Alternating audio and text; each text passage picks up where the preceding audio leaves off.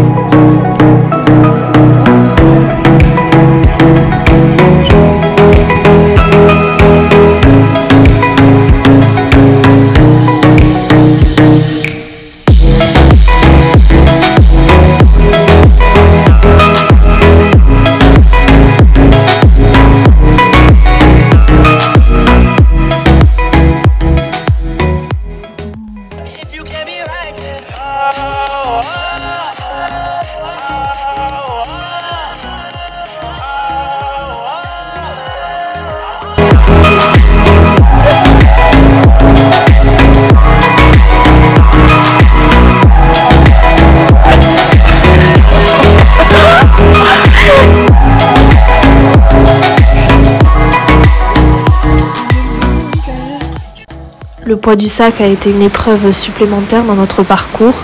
Il pesait en moyenne 15 kilos. Plus on avançait dans la marche, plus on avait mal aux épaules, plus on souffrait du dos. Heureusement qu'on faisait régulièrement et à notre rythme quelques pauses. C'était assez éprouvant et les premiers jours de randonnée ont été très compliqués. Mais après, au fur et à mesure, notre corps s'est adapté à ce rythme intense. Ce qu'on s'est rendu compte aussi, c'est que dans la vie en général, quand tu rencontres quelqu'un, les premières questions c'est comment tu t'appelles, tu fais quoi dans la vie, t'as quel âge. Et c'est vrai que ça te met direct dans des classes sociales et indirectement ça joue sur la rencontre. Mais là, mais pas du tout. Enfin, limite les gens, on savait même pas comment ils s'appelaient. Juste, on parlait de l'étape qu'on a vécue, des difficultés, on rigolait de certains moments. Et c'était vraiment hyper riche, quoi. Et puis, tu parlais vraiment avec... tout le monde, en fait, on était tellement heureuses en haut, même s'il y avait des moments, bien sûr, il y a des moments où tu te dis, mais qu'est-ce que je fous là, c'est hyper dur.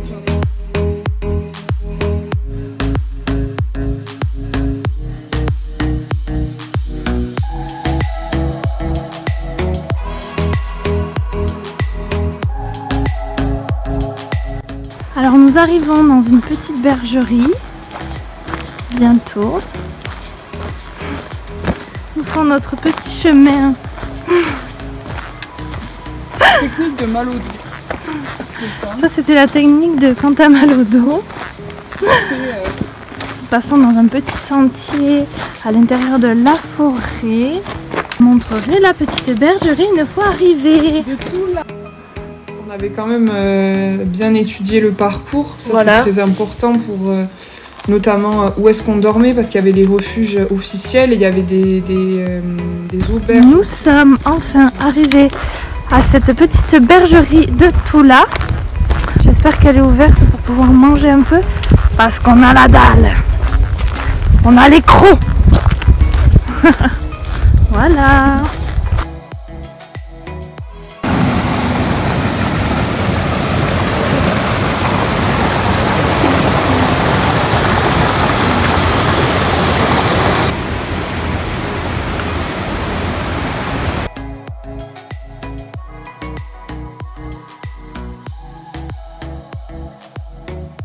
On se rend compte qu'on a été heureuse avec très peu de choses. Ouais, vraiment. C'est que justement, à un moment, on arrive dans un refuge et dans les refuges, ils vendent parfois de la nourriture. Et là, il y avait du chocolat. Vraiment. Et je crois qu'on s'en souviendra tout le temps de ce chocolat Milka. On avait acheté une tablette de chocolat Milka et je crois un bout de fromage. C'était la récompense de Koh-Lanta en fait. De temps en temps, on essayait de se faire des petits plaisirs, malgré que dans les refuges, le prix était très excessif.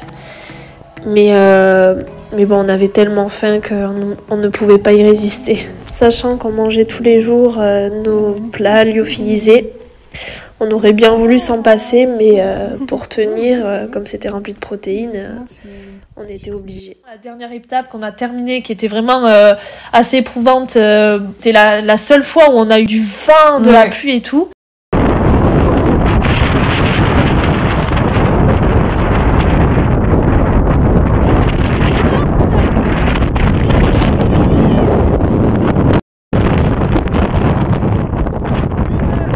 Nous avons passé 10 jours, réalisé 10 étapes, campé dans 9 refuges.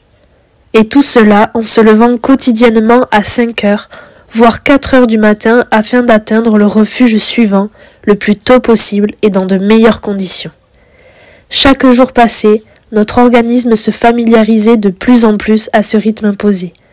Un rythme qui a permis de se sentir bien dans notre corps, dans nos baskets et de mener cette aventure jusqu'aux objectifs que nous nous étions fixés.